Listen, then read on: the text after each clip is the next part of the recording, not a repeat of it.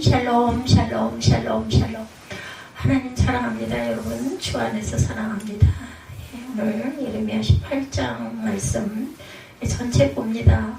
오늘 말씀은 1절에서 12절까지인데 상관없이 제목이 악에서 돌이켜 내 목소리를 청종하라 이렇게 하나님의 말씀을 하시네요. 18장 전체 부분 보죠. 23절까지입니다. 23절까지. 유다 심판에 관한 예언 가운데 마지막 9번째 말씀에 속하는 부분이라는 거. 18장에 하나님께서 예레미야 선지자를 토비장의 집으로 보내서 그곳에서 교훈을 주시는 내용이 기록되어 있습니다. 하나님께서는 토비장애가 자신의 마음대로 그릇을 만들거나 파손하는 것처럼 하나님께서도 자기 백성인 유다를 세우거나 멸하시는 것을 깨달도록 토비장의 집에 예레미야를 보낸 것이죠. 토비장의 집으로 가죠. 하나님의 말씀이 임했습니다. 1절부터 우리 읽었지만 또 봅니다. 여호와께로부터 예레미야에게 임한 말씀에 이르시되 너는 일어나 토비장의 집으로 내려가라. 내가 거기에서 내 말을 내게 들려주리라 하시기로 내가 토비장의 집으로 내려가서 본즉 그가 농로 일을 하는데 진흙으로 만든 그릇이 토비장의 손에서 터짐에 그가 그것으로 자기 의견에 좋은 대로 다른 그릇을 만들더라. 그때 이제 야훼 말씀이 내게 임하시죠. 이스라엘 족속과 이 토비장이 하는 것 같이 능히 너희에게 행하지 못하겠느냐. 이스라엘 족속이 진흙이 토비장의 손에 있음 같이 너희가 내 손에 있느니라. 이렇게 6절까지 말씀합니다. 하나님께서는 예레미야에게 일어나 토비장의 집으로 이렇게 가라고 말씀하셔서 하나님의 말씀을 듣는 자들은 말씀대로 살겠다는 의지가 있어야 된다. 순종할 줄 알아야 돼요. 오늘날 많은 사람들이 교회를 찾죠. 그러나 이들 가운데 몇몇은 하나님의 말씀을 이해하지도 못한다. 그 이유는 말씀을 들을 때 이해하기 위해 노력하지 않기 때문에 그냥 앉아는 있는데 자꾸 딴 생각하고 딴짓하고 하다 보면 무슨 얘기를 하고 있는지 못 알아듣죠. 얘들의 특징은 습관적으로 교회에 출석할 뿐 그 이상에 대해서는 아무런 관심이 없기 때문에 이들은 하나님의 말씀을 이해하기는커녕 자신이 듣는 말씀의 내용도 알지 못하기도 한다. 들어도 이해해도 우리가 잊어버리죠. 몇 절이었더라 하지 않습니까? 여자에게 말하되 요한복음 4장 42절입니다. 그 여자에게 말하되 이제 우리가 믿는 것은 내 말로 인함이 아니니 이는 우리가 친히 듣고 그가 참으로 세상에 구주신 줄 알미라 하였더라.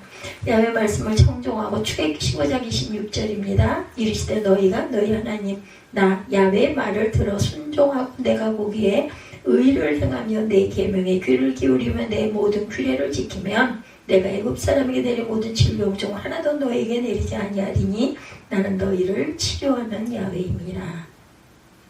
거기에 순종하는 예레미야입니다. 하나님의 말씀을 들은 예레미야는 즉시 그 말에 순종하여 토비장의 집으로 갔어요.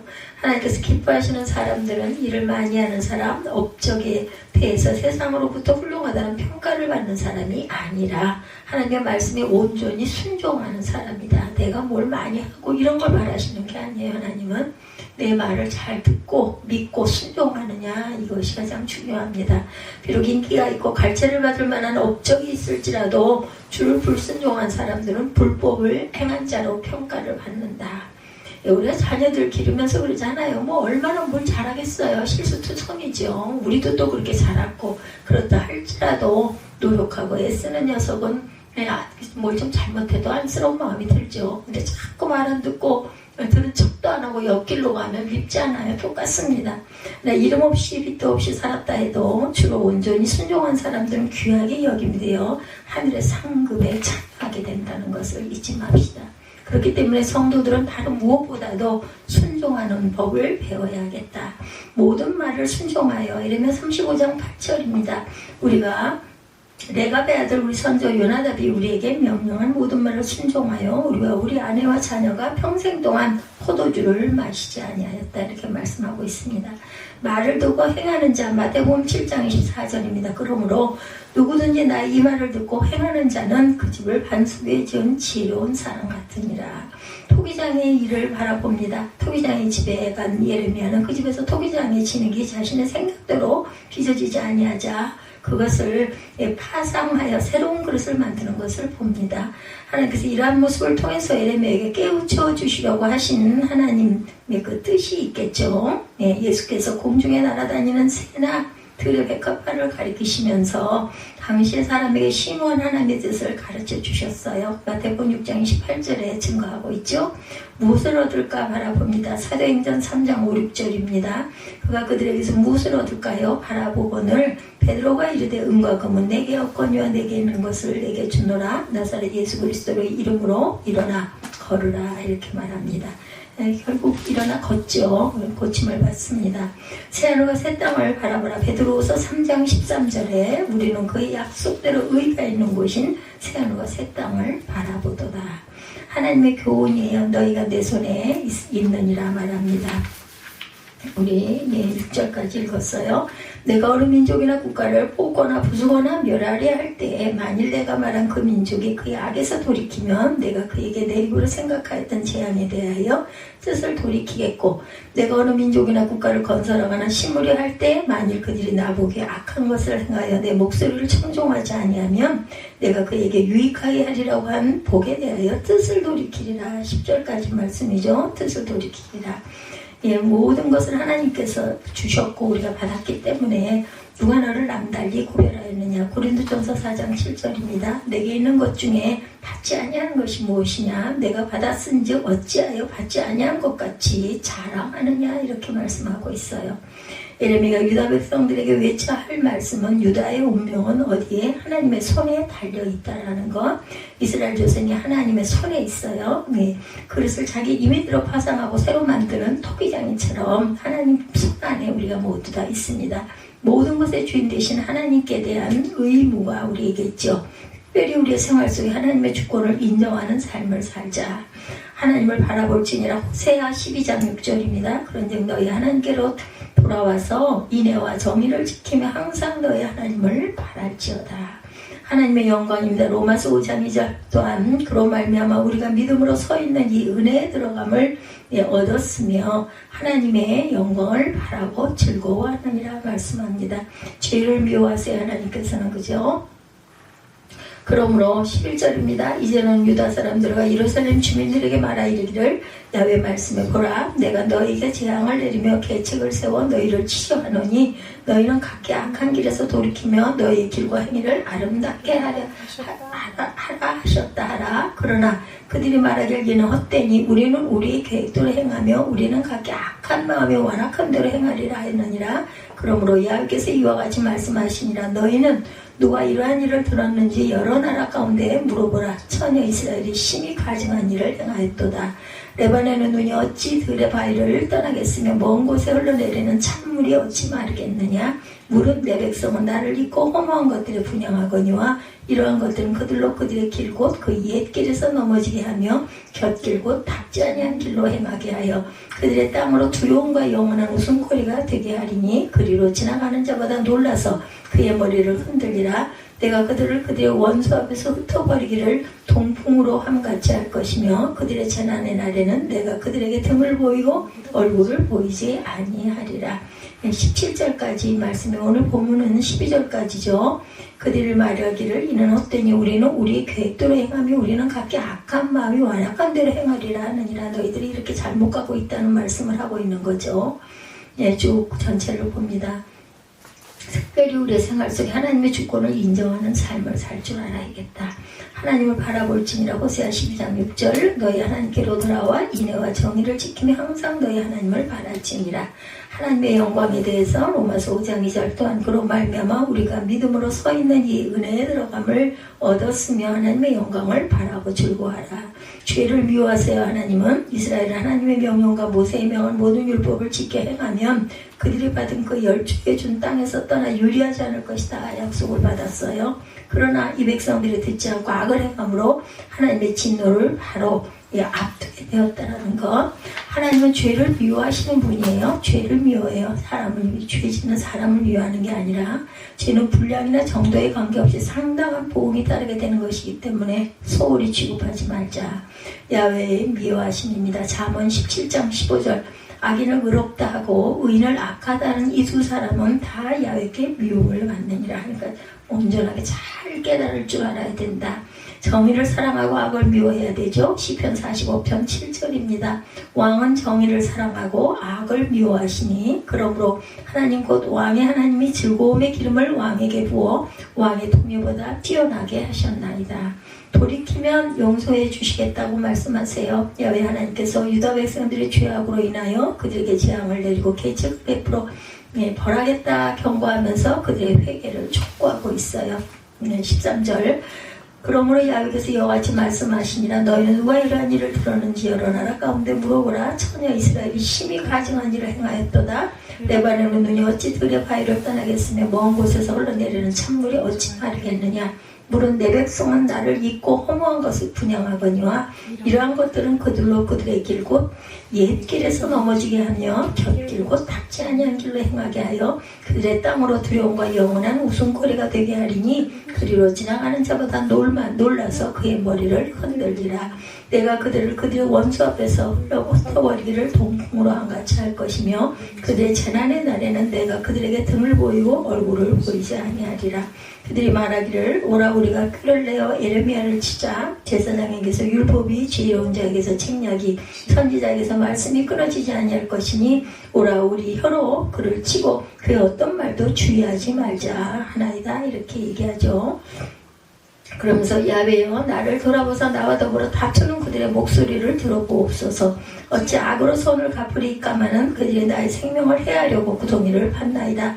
내가 주의 분노를 그들에게 돌이키려 하고 주의 앞에 서서 그들을 위하여 유약한 말을 한 것을 기억하옵소서. 그러하온즉 그들의 자녀를 기근에 내어주시며 그들을 칼의 세력에 넘기심에 그들의 아내들은 자녀를 잃고 과부가 되며 그 장정은 죽음을 당하며 그 청년은 전장에서 칼을 맞게 하시며 주께서 군대로 갑자기 그들에게 이르게 하사 그들의 집에서 부르짖음이 들리게 하옵소서. 이는 그들이 나를 잡으려고 구덩이를 받고 내 발을 빠뜨리려 올무를 놓았습니다. 야훼여 그들이 나를 죽이려 하는 계책을 주께서 다 아시오니 그 악을 사하지 마옵시며 그들의 죄를 주의 목전에서 지우지 마시고 그들을 주 앞에 넘어지게 하시되 주께서 노하시는데 이같이 그들에게 행하옵소서 하니라. 이렇게 말합니다. 그래서 그러나 어느 환경과 처지에 있든지 회개하는 자에게는 용서와 축복이 있다. 그가 널리 용서하시니라. 이사야 55장 7절이죠. 악인은 그의 길을 불의한 자는 그의 생각을 버리고 야훼께로 돌아오라. 그리하면 그가 긍휼히 여기시리라.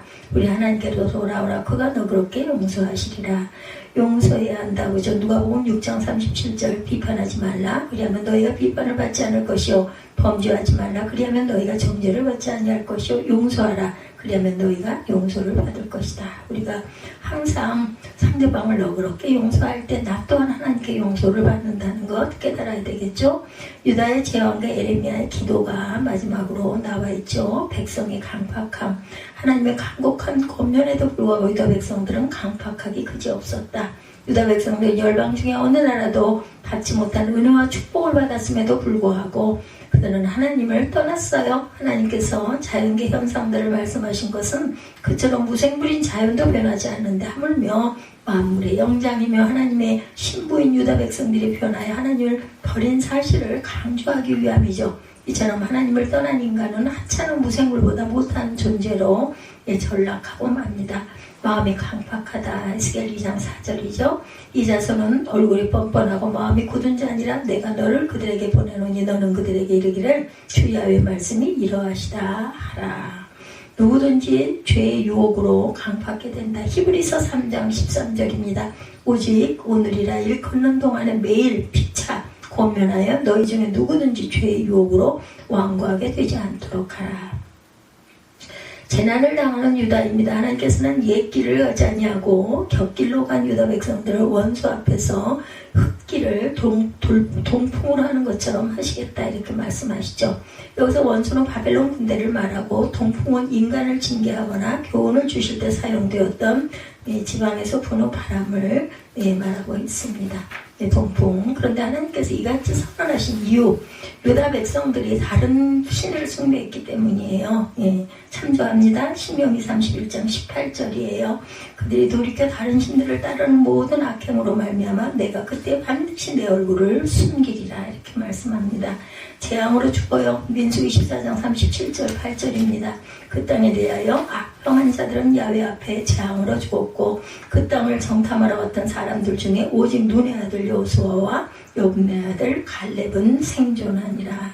그래서 첫 번째 점령을 시도하죠. 큰 재앙으로 치리라. 역대하 21장 14절입니다. 야훼가 내 백성과 내 자녀들과 내 아내들과 내 모든 재물을 큰 재앙으로 치시리라 말씀하죠.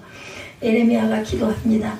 유다 지도자들은 선지자를 통한 하나님의 말씀을 불순종할 뿐만 아니라 예레미야의 예언운동을 지지시키려고 대중을 충동합니다. 저지시키려고 예레미야를 죽이려고 박해했던 자들은 이미 유다왕 여호야김과 당시의 제사장과 거짓 선지자들, 예레미야는 자신에게 배운 망독한 당시의 왕과 지도자들을 하나님께 고발합니다. 그리고 그는 하나님께서 유다 백성을 기근과 전쟁으로 멸망시키기를 강구해요.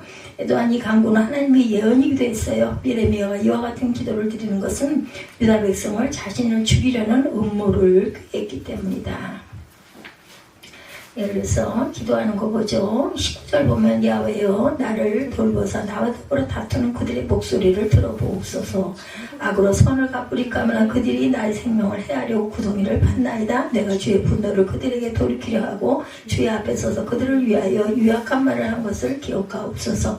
그러함은즉 그들의 자녀를 기근에 내어주시며 그들을 칼의 세력에 넘기시며 그들의 아내들은 자녀를 잃고 과부가 되며 그 장정은 죽음을 당하며 그 청년은 전장에 칼을 맞게 하시며 주께서 군대로 갑자기 그들에게 이르게 하사 그들의 집에서 부르짖음에 들리게 하옵소서. 이는 그들이 나를 잡으려고 구덩이를 밟고 내 발을 빠뜨리려고 올무를 놓았음이니이다.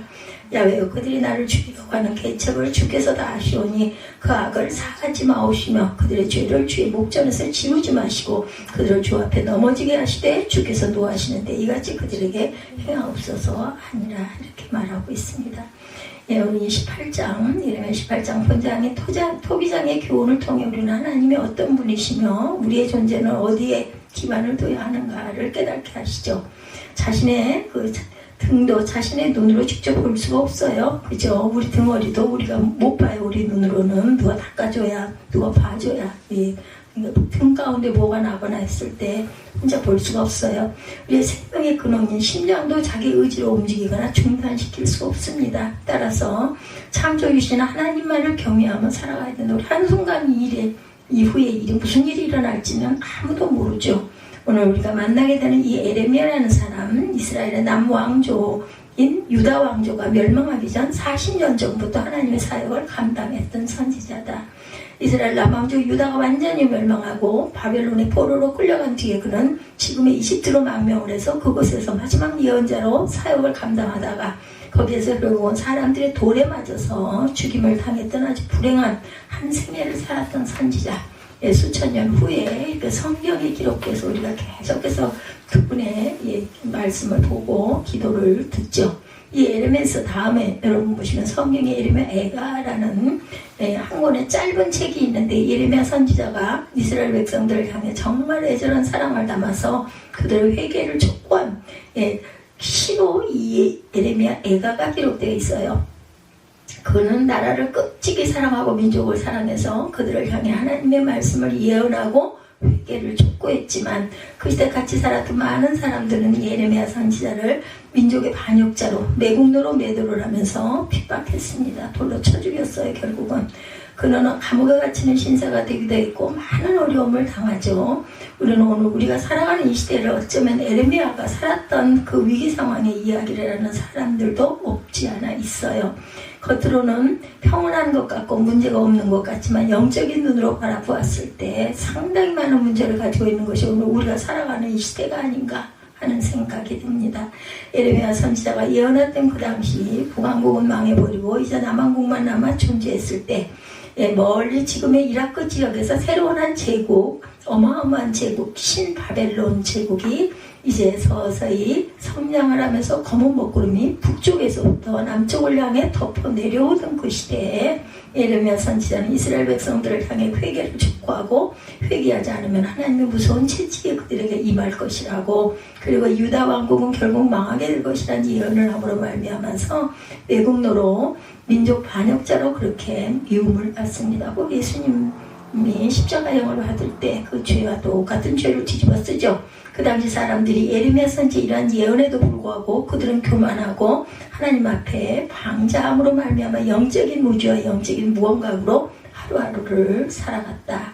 위로는 정치 지도자로부터 아래는 일반 백성에게 이르기까지 하나님을 두려워하는 마음이 하나도 없었던 그러한 시대에 우리는 이 세상을 살아가면서 나의 나된 것은 하나님의 은혜입니다 라고 고백하고 살아갈 때 우리가 가장 복된 사람들이라는 것 잊지 맙시다.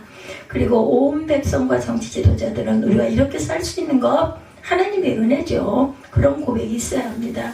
우리나라 대통령을 위해 늘 많이들 기도해요. 이번에도 아주 끔찍한 일이 일어나서 저는 무슨 전쟁이 나나 했어요. 그 선포되었던 그 사건을 듣고 엄청 많이 놀랐습니다. 결국은 그 대통령이 자신들의 이익을 위해서 그런 일을 계엄이죠. 계엄이 빨리 생각이 안 나서 온 백성과 정치 지도자들은 우리가 이렇게 살 수 있는 것 하나님의 은혜라는 것 늘 우리는 기도해야 돼요. 정말 눈물을 흘리면서 우리 국민 앞에 한마디 한마디 국민들의 마음이 눈 녹듯이 녹아 새롭게 한번 재도약할 수 있는 기회가 되는 그러한 역사가 일어나기를 바랍니다. 김정일이 서울에 오면 뭐하고 또 다른 것 가지고 지금 우리 국민들의 마음을 추스를 수도 없고 그 위기 상황을 극복할 수 없다는 것을 생각을 버릴 수가 없어요. 김정일이죠. 김정일 그 딸이 아마 다음 대를 잇나 보더라고요. 신문의 한가운데 사진을 찍었다 하고 아주 주목해서 사진이 나온 걸 제가 국민일보에서 봤습니다. 이 나라도 이제는 여성들이 또한 그 수상법 대통령이 아니라 거기는 뭐죠? 과거에 민주화 투쟁을 하다가 정말 옥고를 치우기도 하고 죽음의 문화까지 왔다 갔던 그때를 생각하면서 겸손하고 우리가 누릴 수 있는 어쩌면 평화를 다 누리고 있진 않았나. 대통령도 되고 노벨 평화상도 받았고 정말 부러울 것이 없는데 국민들 앞에 정말 겸손하고 자신을 낮출 때 우리나라가 새롭게 거듭날 수 있다는 것을 우리가 생각할 줄 알아야 된다. 토기장의 비유입니다. 본문에 나라가 점점 정말 꺼져가는 불빛 같을 때 그 상황에 하나님은 에레미야 선지자를 불러 토기장의 집으로 가라고 하시죠. 에레미야 선지자가 토기장의 집에 가니 토기장의 그릇을 만들고 있었고 2절에 너는 일어나 토기장의 집으로 내려가라. 내가 거기서 내 말을 너에게 들려주리라. 에레미야가 토기장의 집에 가니 토기장의 농로를 가지고 일을 하고 있죠. 근데 토기장이가 진흙을 가지고 그릇을 만들다가 자기 마음대로 만들어지지 않을 때 손에서 그것을 깨뜨려버려요. 파상한다고 하죠. 그가 의견에 옳은 대로 자기 선한 다른 것을 만들었다는 거죠. 이렇게 했는데 현대인 번역에는 오늘 이 본문 2, 3절이 이렇게 번역되어 있어요. 그래서 내가 그곳으로 내려갔더니 토기장이가 돌림대에 일을 하고 있었다. 그는 만들던 물건이 망가지고 제대로 나오지 않으면 그것을 다시 주물러 자기가 원하는 대로 다른 모양의 그릇을 만들고 있었다. 이렇게 번역이 되어 있습니다. 본문 말씀에서 우리에게 보여주는 중요한 교훈, 진흙과 같은 존재고 하나님은 토기장이시다라는 거죠. 우리는 주무르는 대로 토기장이가 만드는 대로 우리는 만들어진다. 그래서 하나님이 우리를 가지고 우리를 빚으시는데 하나님 뜻대로 빚어지지 않으면 그것을 다시 주물러 자기가 원하는 대로 다른 모양을 만든다는 것. 오늘 에레미야 선지자를 통해 보여주면서 이스라엘은 회개하라. 이스라엘에게 가서 외치기를 그들이 하나님께 회개하고 돌아오라고 에레미야 선지자를 향해 그렇게 예언을 하도록 말씀하고 계시는 게 보여요. 11절과 2절. 그러므로 이제 너는 유다 사람들과 예루살렘 거민들에게 말하 이르기를 야훼 말씀해 보라. 내가 너희에게 재앙을 내리며 계책을 베풀며 너희를 치려 하나니 너희는 각기 악한 길에서 돌이키며 너희 길과 행위를 선하게 하라 하셨다 하라. 돌이키라는 거죠. 예루살렘과 유다 사람들에게 나 이 말을 선포하라, 회개를 촉구하라는 거예요. 그런데 12절은 여러분이 다시 보면 그들이 말하길 이는 헛된 말이라 우리는 우리의 도모대로 행하며 우리는 각기 악한 마음에 강박한 대로 행하리라 하느니라. 강박한 대로 행하리라. 여기에 바로 이스라엘 백성들이 빠진 함정을 우리는 볼 수 있습니다. 하나님은 예레미야 선지자를 통해서 그들에게 회개하라고 촉구했는데 그들은 오히려 자기들의 생각대로 자기들의 계획대로 행하며 악한 마음대로 악한 마음에 강박한 대로 자기들 소견대로 행하겠다라고 말해요. 13절에 그러므로 나 야훼가 이렇게 말하노라. 너희는 누가 이런 일을 들었는가? 열방 중에 물어보라. 처녀 이스라엘은 심히 가증한 일을 하였도다. 공동번역의 이 말씀은 이제 나 야훼가 말한다. 어느 민족에게나 가서 물어보아라. 이런 말을 들어본 사람이 있느냐. 이스라엘의 처녀는 너무나 추잡하게 놀아났다. 이스라엘 심히 하나님 앞에 가증한 일을 저질렀어요. 이렇게 하면서 그들의 회개를 촉구하고 있는 장면을 우리가 보죠. 오늘 우리 사회의 진보니 보수니 하는 그런 새로운 이데올로기의 논쟁이 벌어지는 것 같은 분위기로 치닫고 있는 것을 보죠. 자기가 가지고 있는 생각을 한마디 하면 다른 사람에게 의해서 사정없이 매도를 당하는 그런 시대를 살아가고 있어요. 불행한 일이죠. 자기 의사를 자기 뜻대로 밝힐 수 있고 그 말을 들어줄 수 있는 귀를 가진 사회가 되어야 하는데 내 말만 하기를 원하고 다른 사람 말을 귀를 기울이지를 않는 그런 시대가 되었다. 하나님의 주권을 인정해야 합니다. 이 말씀 예레미야 선지자가 하나님 말씀을 대변해서 말하고 있는데 이스라엘은 강팍한 심정을 가지고 그 말을 듣지 않고 회개하지 않았다는 거죠. 13절 야훼께서 이같이 말씀하시나 너희가 누가 이런 일을 들었는지 여러 나라 가운데 물어보라. 처녀 이스라엘이 심히 가증한 일을 행하였도다. 레바논의 눈이 어찌 들의 바위를 떠나겠으며 먼 곳에서 흘러내리는 찬물이 어찌 마르겠느냐. 물은 내 백성은 나를 잊고 허무한 것에 분양하거니와 이러한 것들은 그들로 그들의 길고 그 옛 길에서 넘어지게 하며 곁길 닦지 아니한 길로 행하게 하여 그들의 땅으로 두려움과 영원한 웃음거리가 되게 하려니 그 뒤로 지나가는 자마다 놀라서 그의 머리를 흔들리라. 내가 그들을 그들의 원수 앞에서 흘려버리기를 동풍으로 한같이 할 것이며 그들의 재난의 날에는 내가 그들에게 등을 보이고 얼굴을 보이지 아니하리라. 이렇게 말씀하고 있어요. 하나님의 예레미야 선지자에게 보여주듯이 이스라엘도 회개하지 않으면 이렇게 할 것이라고 그들에게 말씀을 하죠. 왜 하나님께서 예레미야 선지자를 토기장의 집으로 내려가게 했어요? 하나님의 주권에 대하여 바로 설명하기 위하여 깨닫게 하기 위하여 진흙이 토기장의 손에 있는 것처럼 우리는 하나님의 손에 붙들린 자라는 거죠. 그래서 우리는 하나님의 손에서 하나님의 뜻대로 빚어지기를 소원할 때 진정 행복하고 우리 안에 참된 자유를 누릴 수가 있다. 창세기 2장 7절에 하나님께서 흙으로 사람을 자기 형상대로 만드시고 생기를 코에 불어넣었다고 말씀하시죠. 바로 진흙덩어리와 같은 존재가 저와 여러분들이다.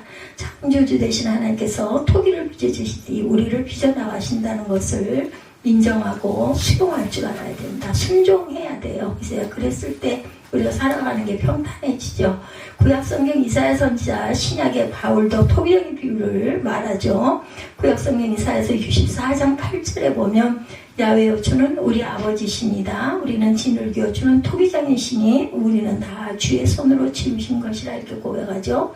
창조주 되시는 하나님 그리고 우리를 주관해 나가신 하나님의 주권을 인정하고 있음을 봅니다. 로마서 9장 20절에도 이 사람아 내가 네기에 감히 하나님을 힐문하느뇨 지음을 받은 물건이 지은 자에게 어찌 나를 이같이 만들었느냐 말하겠느뇨 말합니다. 바울은 토기장의 비유를 통해서 우리 한 사람 한 사람이 하나님 앞에 겸손한 자세로 서야 될 것이다. 그러나 우리 인간은 하나님의 주권을 인정하기를 싫어합니다. 그 이유는 우리 인간의 마음속에 우리 가지고 있는 죄성이 있기 때문이다. 그죠? 타고난 죄성이 있습니다.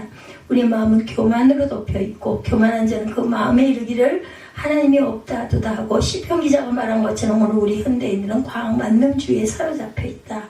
과학을 우상처럼 떠받들고 있어요. 그러다 보니 그들의 마음에 하나님을 제대로 인정하지 않으려 하고 하나님의 주권도 인정하지 않으려는 그런 방자함이 우리 안에 자리 잡게 된다. 사람이 이 세상을 살아가면서 하나님의 주권을 인정하지 않으려는 데서부터 불행이 시작된다는 거. 하나님의 주권을 인정하지 않는 사람은 마음의 평안도 기쁨도 감사도 없어져요. 늘 불평과 불만이 그의 마음을 가득 채웁니다. 하나님을 바라보면서 불평하고 하나님을 바라보면서 원망을 하죠. 나는 왜 이렇게 가난한 집에 태어나서 나보다 못한 사람은 저렇게 떵떵거리고 잘 사는데 부잣집에 좋은 부모를 만난 태어나는데 나는 왜 이렇게 불행할까? 이렇게 한탄을 하죠. 자기를 불행의 주인공으로 인식을 합니다. 나는 왜 미국이나 독일 같은 선진국에 태어나서 살아가지 못하고 한국에서 태어났을까? 이거는 우리 시대 이야기예요. 지금 뭐 젊은이들은 그러지 않죠. 또는 백인으로 태어나지 않게 하고 이렇게 황인종으로 태어나겠을까? 온갖 불평 불만이 가득합니다. 만들어진 그릇이 그 그릇을 만드는 토기장이 돼서 불평을 늘어놓아서는 안 되듯이 우리 신앙인들은 우리를 비추셔서 만드신 하나님에 대해서 불평하는 것이 아니라 오히려 하나님의 뜻을 헤아리는 영적인 지혜가 필요하다. 하나님의 주권에 우리가 인정하게 될 때 우리는 하나님께 감사하게 되고 긍정적으로 반응하며 우리 인생을 살아갈 수 있다는 것을 잊어버리면 안 되죠. 화제가 되는 한 권의 소설, 그 소설은 여러분들이 아마 읽으신 분들이 많을 거예요. 조창인 씨의 가시고기 소설 2000년 1월에 출판된 책입니다. 조금 됐네요. 그죠? 저도 이름 들어봤습니다. 수십 판을 거듭하면서 드라마로 만들어졌고 연극으로 아주 각광을 받았다고 그래. 가시고기. 날개도 친 듯이 많이 팔렸다고 합니다. 생태계의 이야기를 통해서 가시고기에 대해서 어느 정도 지식이 있겠죠. 한 가시고기라는 조그만 민물고기는 옅은 개울에 사는데 그 가시고기는 암놈이 알을 까놓고는 어디로 훌쩍 떠나버린다고 그래요. 그러면 순놈은 암놈이 떠난 그 빈자리를 지키면서 부화하는 동안에 온갖 산소를 다 공급하고 그 알이 다른 어떤 물고기가 와서 삼킬까봐 알을 지키고 자기는 3개월 동안 먹지도 않고 자지도 않고 그 알이 부화할 때까지 헌신의 힘을 다해서 지킨다고 그러죠. 그리고 알이 부화해서 새끼가 탄생할 때쯤이면 순놈 가시고기는 그냥 바짝 말라 죽게 되는, 먹지도 자지도 않았으니 그렇겠죠. 그래서 돌 틈에 자신의 머리를 쳐박고 죽어간다고 그래요. 이 소설에 대해서 비평가들은 너무나 통속적인 소설이고 그 하류라 이런 소설이다. 그러니까 비평을 하나 한 100개병 아이를 바라보면서 떠나보니 어머니를 원망하지 않고 아이를 돌보는 아비의 심정을 너무나 잘 묘사한 그런 책이다. 이런 평가가 있습니다.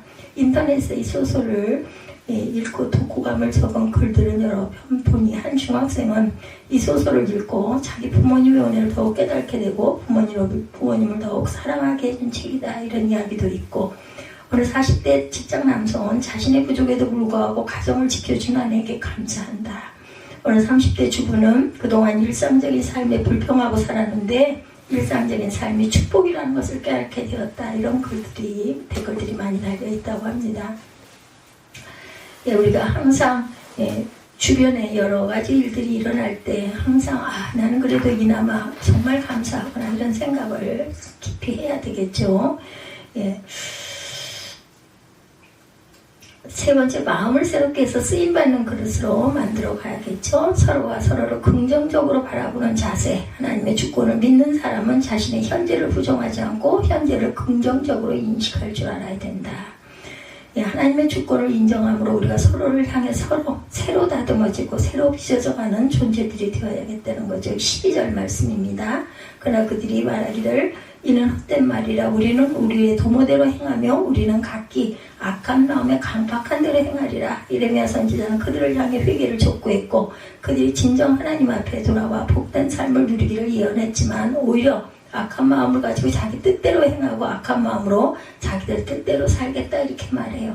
사람이 마음이 강팍해지고 삐뚤어지면 아무리 좋은 말을 들어도 바로 받아들이지 않고 변화하지 않는다라는 것. 그렇죠. 그래서 사람이 변화되기 위해서 하나님 앞에 철저한 회개가 있어야 하는데 그러기가 참 힘들어요. 그랬다가도 또 금방 또 돌이키죠. 심보를 바꾸라는 옛말이 있습니다. 이 심보가 바뀌지 않으면 진정한 회개가 될 수 없다. 완악하고 굳어진 마음을 청산하고 죄악으로 어두워진 마음을 청산하고 하나님을 두기 싫어하는 그러한 상실한 마음을 청산하라. 완고한 마음을 청산하라. 원수된 마음을 청산하라. 더러운 마음을 청산하라. 탐하는 마음을 버려라. 교만한 마음을 버려라. 오늘 이스라엘 백성들이 나라가 망해가는 꼴을 제대로 인식하지 못하고 이 선지자를 오히려 핍박하고 박해하고 길목에 가두기도 하고 감옥에 가두기도 하고 치기도 하고 선지자를 통해 들려진 하나님의 말씀에 귀를 막아버리고 결국은 돌로 쳐서 죽이죠. 귀를 막고 있는 것은 아닐까. 그것 때문에 안타깝다는 생각이 들어 항상 우리가 이 나라 그 위정자들을 위해서 기도해야 된다는 거죠. 하나님께서 나를 빚어주옵소서 하고 우리가 늘 기도해야 합니다. 하나님이 원하시는 합당한 그릇으로 빚으시옵소서. 우리 인생은 완제품이 없어요. 여기 앉아있는 우리 모두 한 사람도 완성된 존재가 아니라 하나님 앞에 만들어져 나가는, 빚어져 나가는 미완성의 존재라는 것을 우리가 인정할 줄 알아야 되겠다. 예, 아직도 미완성이라는 것, 그만큼 가능성이 있다는 이야기도 되죠. 예, 하나님 앞에 올바로 회개하지 못하고 있었다면 오늘 정말 우리의 심령에서도 회개하는 자세가 이루어지면 됩니다. 하나님 앞에 회개한 자는 변화가 돼요. 예, 성경에 보면 베드로도 바울도 이삭도 야곱도 문제가 있었던 사람들이죠. 허물이 있었던 사람이고 약점들이 있었던 사람입니다. 베드로는 성격이 급해서 그런 사람이죠. 바울은 너무나 사악하고 포악했어요. 아브라함, 이삭, 야곱은 너무나 비겁하고 거짓말이 많았던 사람들. 그럼에도 불구하고 그들이 하나님 앞에 회개하고 변화되었을 때 하나님은 그들을 새롭게 다듬어 새로운 하나님의 뜻에 합당한 위대한 인물로 만들어 나가시고 사용합니다. 우리 인생에 역전시킬 수가 있어요. 어떻게? 하나님 앞에 회개함으로 아직 결단코 늦지 않았다. 지금부터라도 나 자신이 하나님 앞에 회개하고 변화되기만 하면 그때부터 하나님의 뜻에 합당한 그릇으로 빚어져 나갈 것이라는 믿음과 확신, 오늘 이 시간 우리가 결단하고 회복하십시다. 가정의 아버지가 변하고 남편이 변하면 가정이 변하게 되고 변화되면 앞으로 나아가는 하나님의 귀한 축복이 이어지죠. 항상 하나님 보시기에 온전한 그릇으로 잘 다듬어지는 저와 여러분들이 되셔서 하나님 보시기에 합당한 그릇으로 빚어주옵소서 하고 고백하고 기도하는 저와 여러분들이 되시기를 2026년 새해 벽두에 오늘 금요